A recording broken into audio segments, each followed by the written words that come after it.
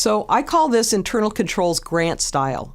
So I've put a little bit of a grant spin on these things. So what are we trying to accomplish? There's three main objectives. First of all, we want effective and efficient operations, and so does your funder. Next, we want reliable financial reports, right? We don't want to be making this stuff up. We want to have reports that we can rely on, and so do your funders. And then we want to comply with all the laws and requirements. Well, so does your funder, so do the taxpayers. So these are the three main objectives. This is the what we're trying to accomplish with internal controls.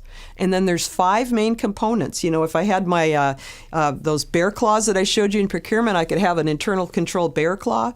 But the five components are how we accomplish the what of those objectives. So the first one is called the control environment, and that has to do with the ethical climate at the organization and what they call the tone at the top. What type of leadership is being provided by senior leadership to set the ethical climate or the control environment?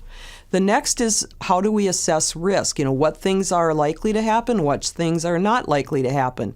And you might remember my meteorite story, right, where the meteorite came through the roof and hit someone in their bed in the leg. Pretty unusual, probably not likely to happen, but if I'm walking into traffic looking at my cell phone, I might get hit by a car or a big truck. So that's more likely to happen. How are you assessing those risks? The third one, the third component of internal controls probably affects a lot of you, and this is called control activities. And this includes things like your policies and procedures, right? Those affect our everyday life in the grants world. And then number 4 is one of my personal favorites, is communication. If you've ever worked for an organization where communication is not flowing, that can be kind of a bad thing. And if bad things are happening, people may be afraid to bring it up or to raise questions because they don't have good communication.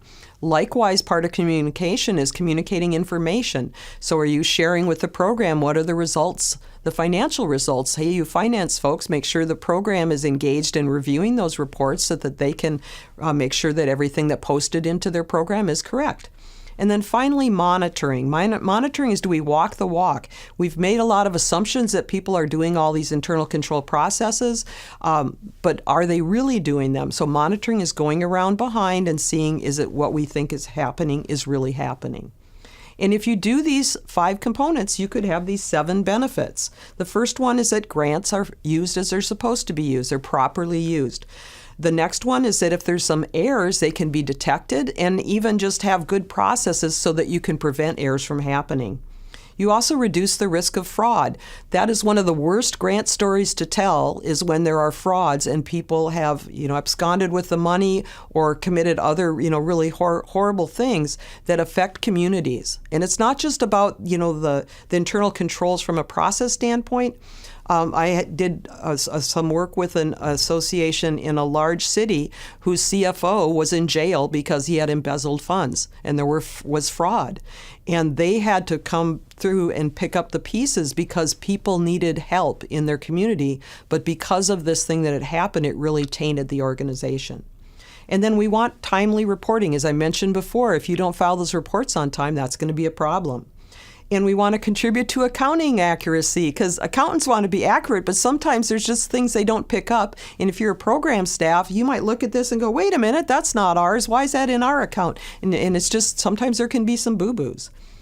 And then we want to meet the requirements of the grant. We have specific objectives that we're trying to meet, and this whole structure will help us do that in an efficient manner. And we want taxpayers to feel confident that their money is being well spent on these programs that are helping our communities.